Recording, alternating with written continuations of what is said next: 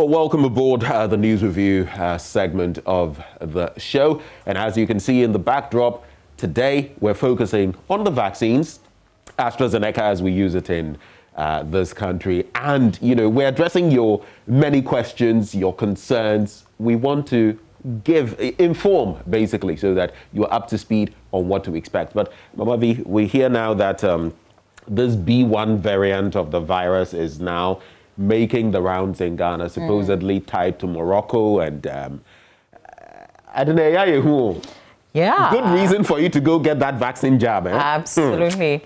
And one of the doctors that I engaged with, I think it was Dr. Oliver Comey of the Infectious Disease Center, was mentioning a third wave, and I was like, God forbid, we're not looking forward to a third wave, but they are definitely prepared for something like that. So Charlie, this thing is not done.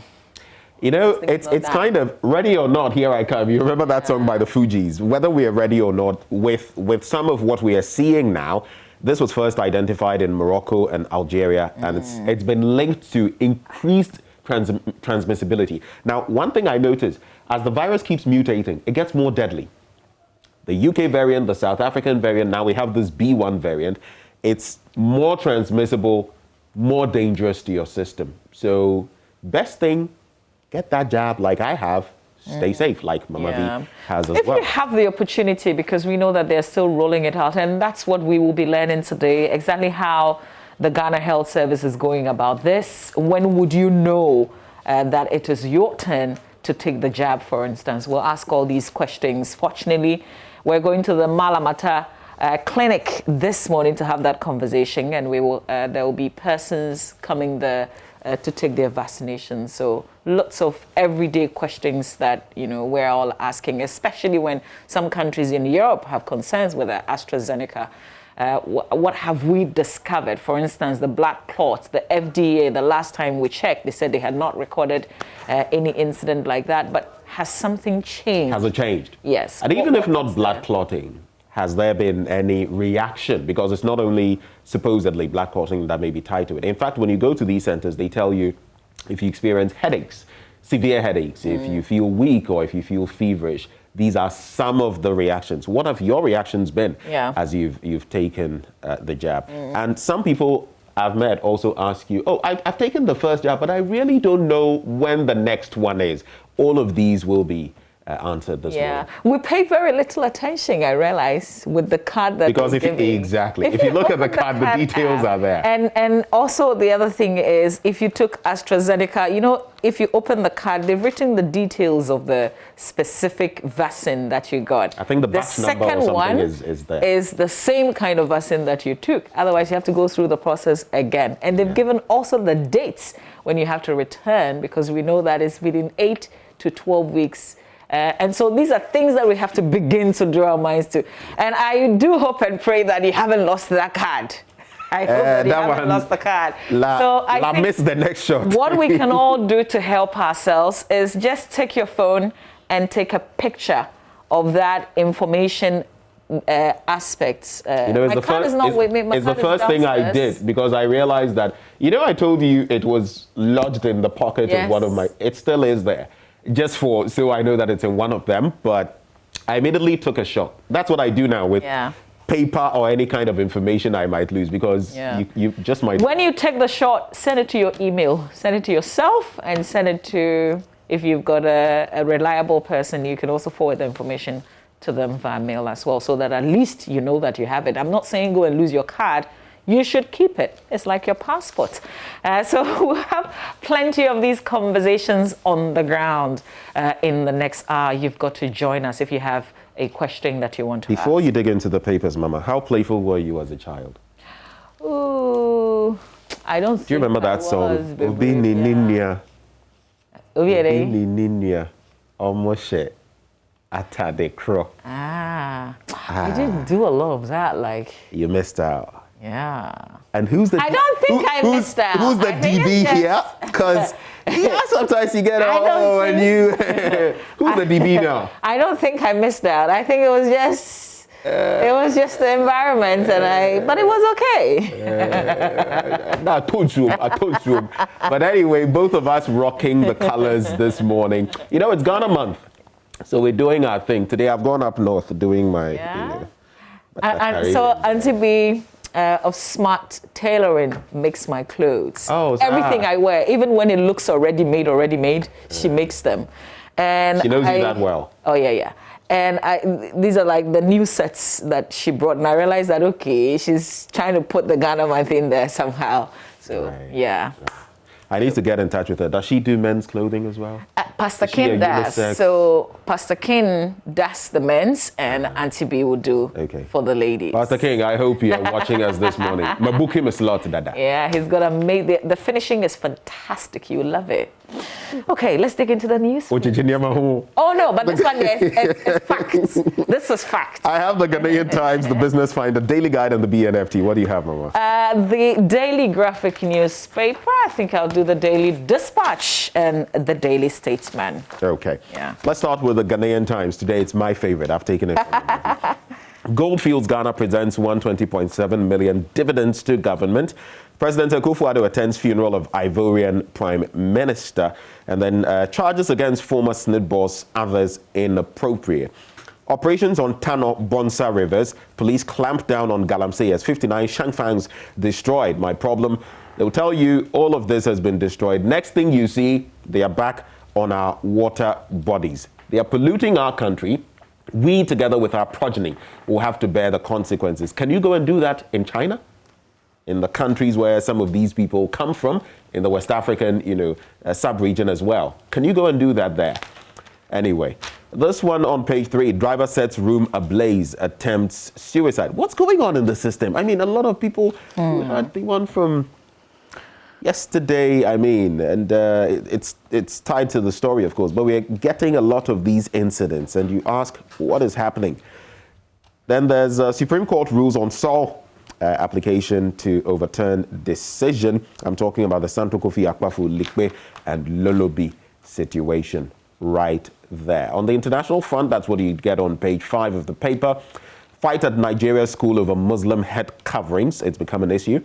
Libya arms embargo totally ineffective, that's according to the UN. And gunmen kill at least 58 civilians in attack on Niger convoy. Again, we can now move on to other stories.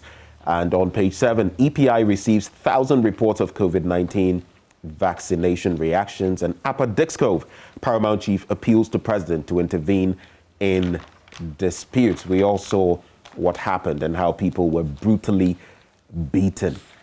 On page 11, NPP flag bearership. I see no wrong with people declaring intent now.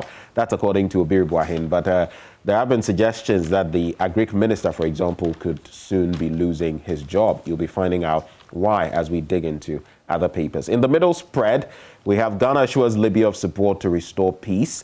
And on the back page of the paper, Stars, the Black Stars, thrash Legon cities. They beat them by 3-1. And is it Asamoah Gyan's Legon City? Yes, Asamoah Gyan's Legon City. You know, he's not played for a while. Yeah, I think the last time I heard the coach say that he's back in training, and if he's in good form, then we would see him do his thing on the pitch. After taking how much? Was it $1 million? It's been disappointing, isn't it? If he's in good form. Wait, what kind of form was he in when they signed him up? What kind of, these teams, especially in the West, you go through rigorous, what do you call it? Tests, physical tests and all of that before you... I think they didn't just sign him on because of his on-pitch performance. I don't think that was it. I think it was also the whole attention. Clouds, the persona to get attention to the fact that Asamoah Gyan. And I guess for a while they did get that kind of attention. I don't know if we still remember them. Well, yeah, we do, because when you said Legon Cities, I said Asamoah Gyan's Legon Cities. Yeah, so they've achieved something, haven't they? Just by signing him on. Yeah. Anyway, so Kotoko striker, I have to mention, Kwame Opoku, who is on his way to Algeria side USM Alger, opened the scoring for the Black Stars after 25 minutes. We don't know him. Well, you know him now. And then some minutes later, after Mubarak Wakaso doubled the lead, former Ghana captain and City's player Samuel Jan was introduced into the game and moments later was presented with a huge opportunity to reduce the deficit, but blew it off in the box. Anyway, he made amends, however, in the 80th minute when he picked up the lone goal for Legon Cities. So 3-1 it ended, and Asamoah Gyan has scored his first goal in how many matches? I don't know, but let's continue. Yeah, how many of the matches has he even played? That's the Let's do the Daily Graphic newspaper. On the front page, renowned Ghanaian scientist speaks, vaccines helpful, protocols necessary. A globally recognized Ghanaian scientist. I don't like the female scientist that why qualified like that. She's a globally recognized scientist. And she's enjoined the people not to relegate or replace the COVID-19 preventive protocols with vaccines, but continue to strictly adhere to the safety protocols. That's Professor Isabella Kwachi, and she's on the front page of the paper this morning. And here's a quote: "Until there is full understanding of the virus, we should hold dear the safety protocols." She's a professor of immunology and parasitology, health researcher and public health practitioner. Wow, that's extensive. This is deep, actually. You might want to read everything that she's had to say on this in the paper today. Also, 6 drowned in Volta Lake. Details of that story is on page 16 of the paper. It says 6 persons made up of 4 females and 2 males drowned when the canoe in which they were traveling on the Volta Lake capsized in a village in the Biakoya district in the Oti region last Tuesday. 4 others managed to swim to safety. One of the victims was identified as Evelyn Gadago, a Form 3 student of the KGB Asato Senior High School. Report indicates that she was on her way home from her okra farm on the other side of the lake. This is absolutely unfortunate. And then charges against Ernest Thompson, 4 others not sufficient, according to the Supreme Court. And I'll give you a background to the story. Remember, sometime in 2010, in June to be specific, SNIT initiated the $34 million OBS project to use information and communication technology to revamp its operations to enable it to provide a state-of-the-art pension administration system in the country. Well, I'm sure you do remember, because we made a lot of noise about this, as always, when we discovered how much was involved in this project. Now, it is the case of the prosecution that between September 2013 and September 2016, the 5 accused persons, I'll give you their names, that's a former Director General of the Social Security and National Insurance Trusts, Ernest Thompson, and 4 others. Let's see if I can give you their names as well. Let me finish with the background. I'll come back and continue with the names of the others. Well, they use, according to the prosecution, on this matter, the 5 accused persons engaged in various illegalities that caused financial loss to the state in relation to the said project. The contract sum, the prosecution said, also ballooned from $34 million to over $66 million, even though the OBS system failed to perform efficiently as the project contract had envisaged. So we've been on this for a while in terms of prosecuting this matter.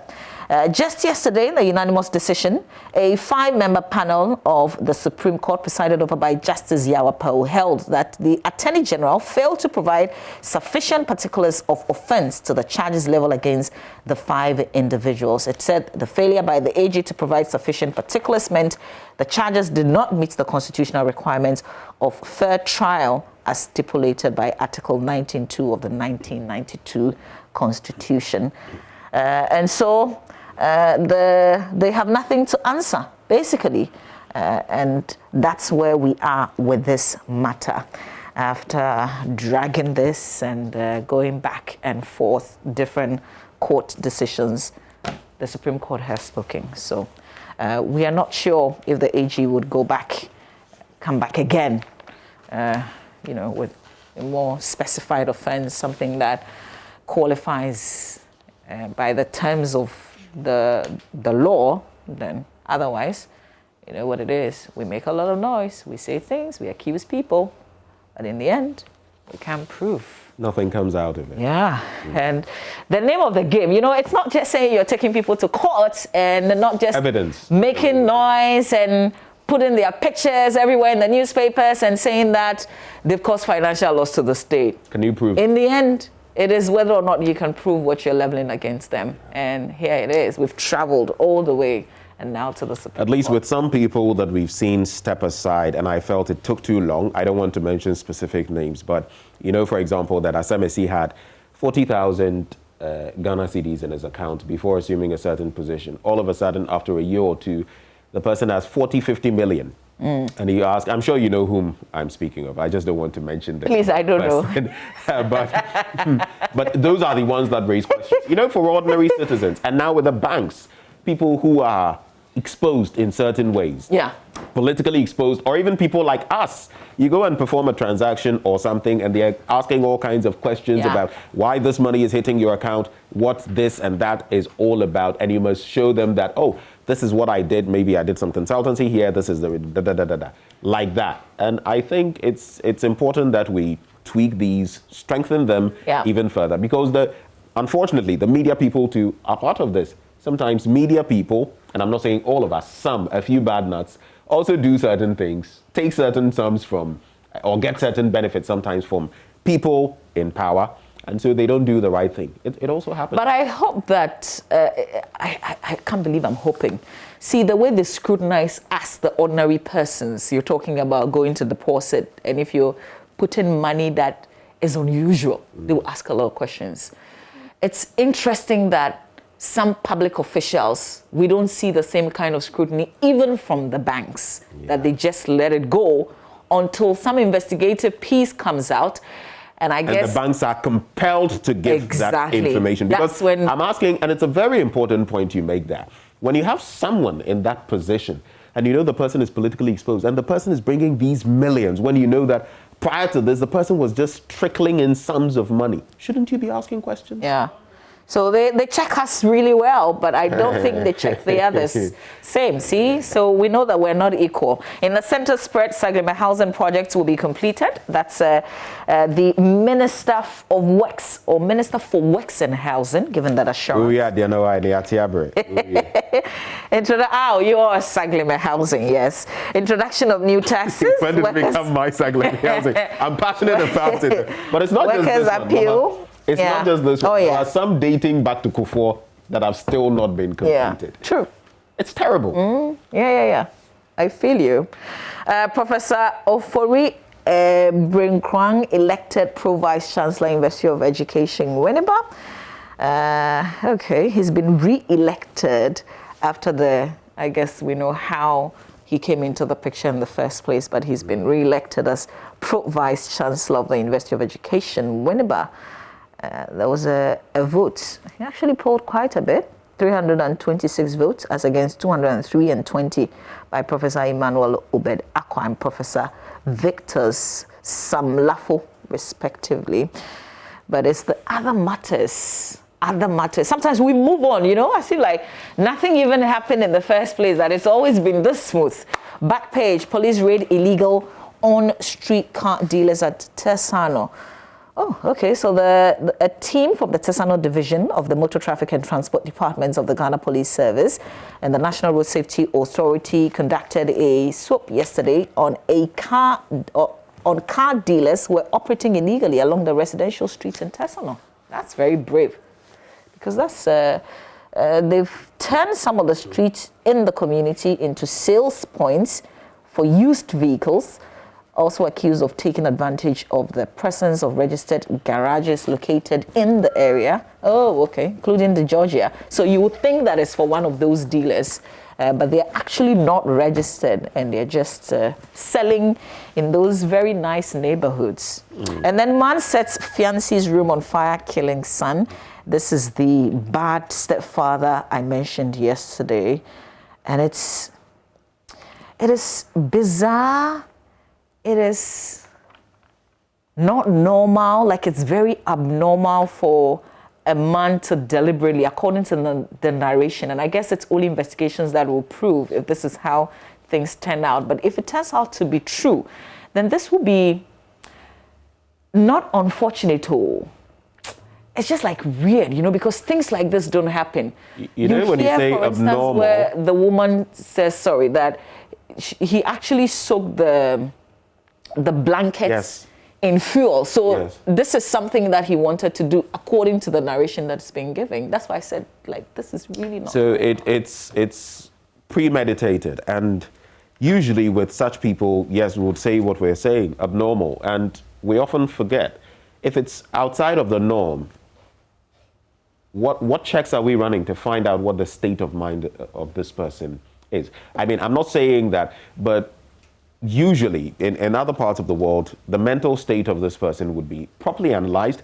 And oftentimes you may find that maybe the person is not as, so to speak, as sane as we would imagine. A sane person doesn't go about doing some of these things. A lot of people who perpetrate these have some psychological problems. Unfortunately, I remember there was a time when a gentleman, I think, he was beheading other members of his family. He beheaded, was it mom, dad, some others, before he was apprehended. The person had mental issues. So sometimes we should also open our eyes to some of these things before it gets to this point. I'm not blaming anybody, but I'm saying that we need help in that area. Yeah.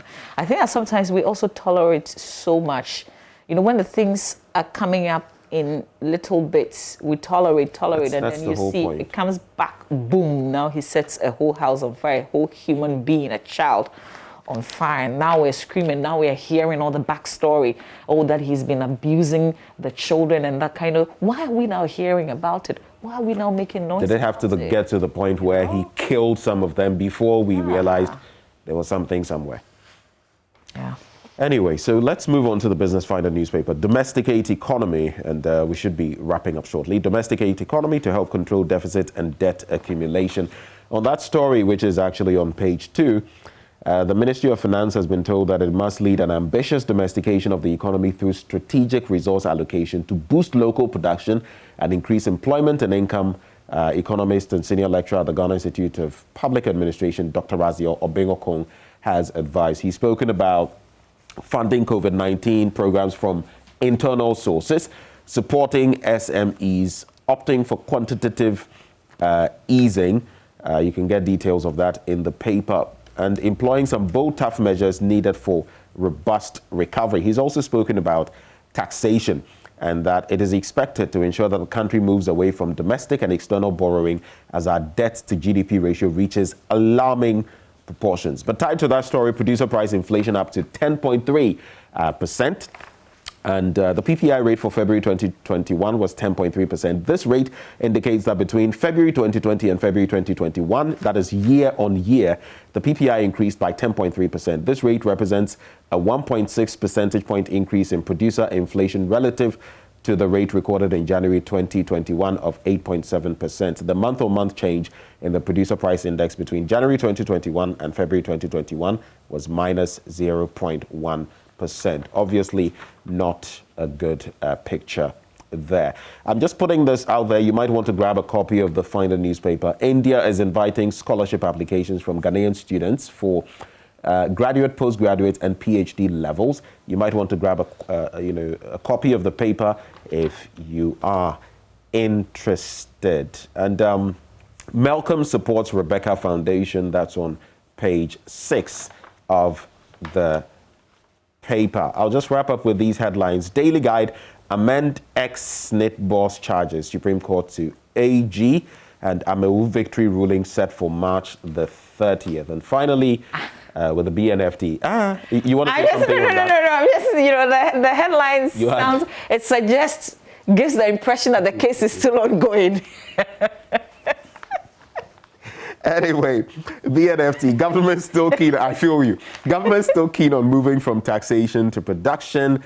Makasa, let's actualize it. 24% of labor force are street workers. That's according to a World Bank report. And then ground rent offers more in revenue than new sanitation tax. That's according to a chartered surveyor.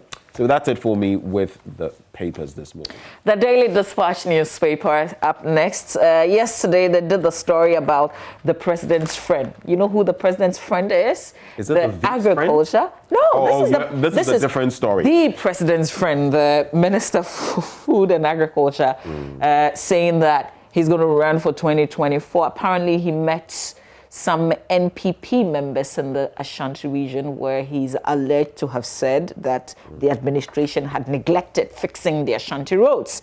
Well, amongst other things, the paper is suggesting, because they say that from close sources of the presidency, they've heard that he's going to be sacked. He's been given the option. Resign or you're going to be sacked. That's what the paper is saying. I guess the question was, Doc, what's it? What's it saying? What now? What's it saying? Missy Hebrews. And I would say, okay, anyway. So Mama V. Yes. The other side of this would be sad. Are we trying to say that we can't criticize an administration because we are part of it? Supposedly, if he did say that. And are we also saying that there are sacred cows and some people can and others can't? What is this? Is this not?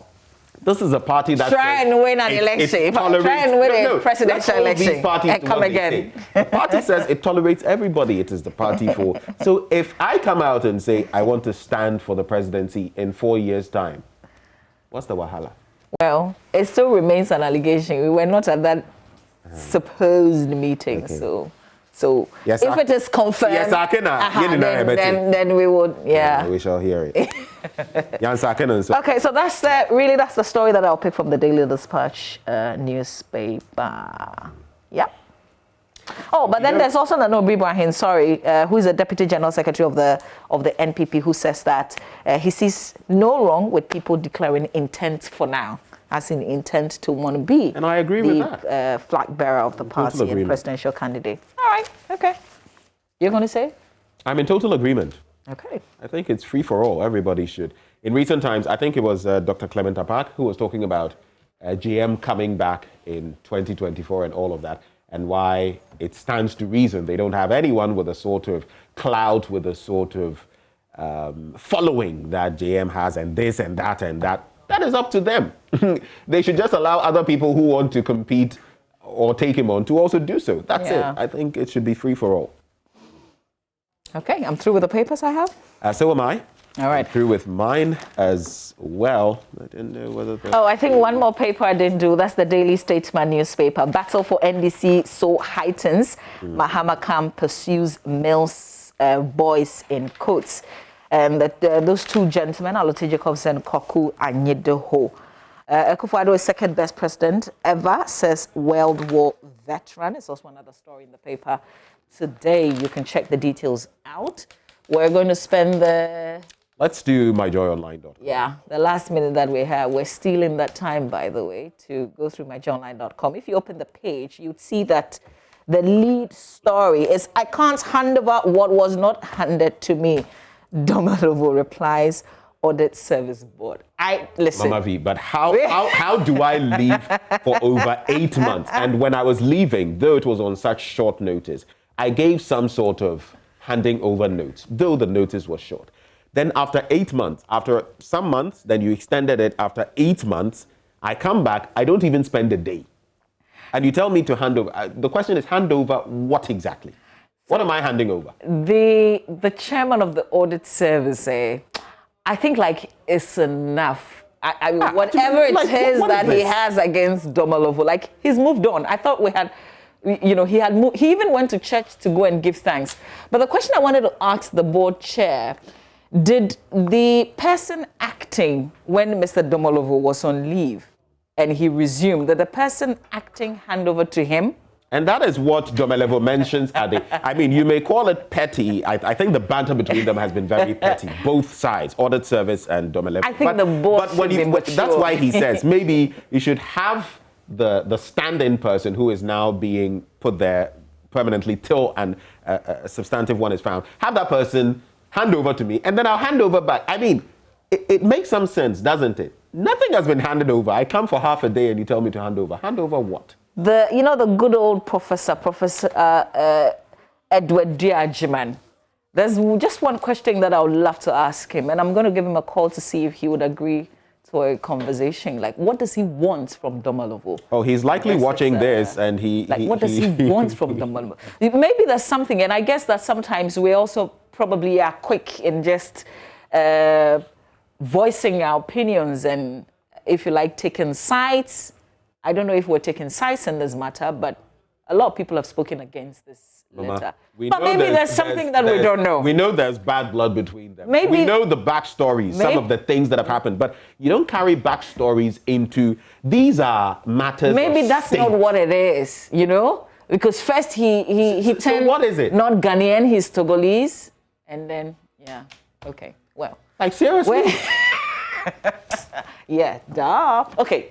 All right, stay with us here on the AM show. Today we're talking the vaccines. A lot of conversations around that. So I'm going to leave Ben alone. We'll prepare some. I'm going to be all alone. Some cocoa for you on the set today. I'll be chilling while they are there. I'll be talking to. I mean, it's just ordinary Ghanaians having conversations. Fortunately, we have the Ghana Health Service. We also have the regulator, the FDA. They would be keeping tabs on the adverse effect. Remember when they put the advert out, they said if you are having challenges beyond the normal ones, you could give them a call. So we're going to check with them if they've recorded some incidents. We also have the NCCE join that conversation because they have a lot of work to do in terms of education on the ground. And then we'll also check how people are walking in to take the jab. What are your concerns? You can join us in this conversation. And you're welcome to the Malamata Clinic, by the way, so we can have this conversation on the ground. So we look forward to seeing you there and hearing your questions. Also reach out to us with the hashtag AM Show. But this is where we pause for effect right before the sports. Do stay with us.